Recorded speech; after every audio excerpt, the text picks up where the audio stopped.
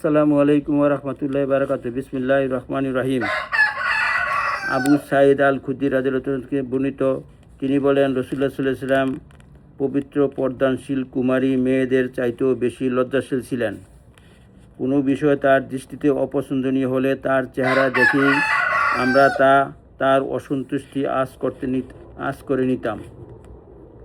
ইমাম বুখারী ও ইমাম মুসলিম হাদিসটি বর্ণনা করেছেন। বিশেষজ্ঞ আলিমগণ লজ্জাশীলতার সংজ্ঞা দিতে গিয়ে বলেছেন, এটি এমন একটি গুণ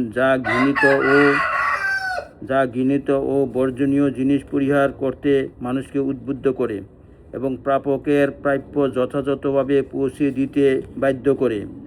আবুল কাসেম জুনাইদ রহমতুল্লাহ আলাইহি লজ্জাশীলতার নিম্নোক্ত সংজ্ঞা দিয়েছেন। লজ্জাশীলতা হলো মানুষ প্রথমত আল্লাহর অপরিসীম দয়া, অনুগ্রহ ও ইহসানের প্রতি লক্ষ্য করবে, তারপর নিজের ত্রুটি ও অক্ষমতা সম্পর্কে গভীরভাবে চিন্তা করবে। এ উভয়বিধ চিন্তার ফলে মানসপটে যে ভাবের উদয় হয় তাকেই বলা হয় লজ্জাশীলতা। বিসমিল্লাহির রহমানির রহিম। সূরা বনী ইসরাঈলের 34 নম্বর আয়াত। সূরা বনী ইসরাঈলের 34 নম্বর আয়াতের বাংলা তর্জমা। মহান আল্লাহ সুবহানাহু ওয়া তাআলা বলেন, তোমরা প্রতিশ্রুতি পূর্ণ করো, নিশ্চয়ই প্রতিশ্রুতি সম্পর্কে জিজ্ঞাসাবাদ করা হবে। আল্লাহ আমাদেরকে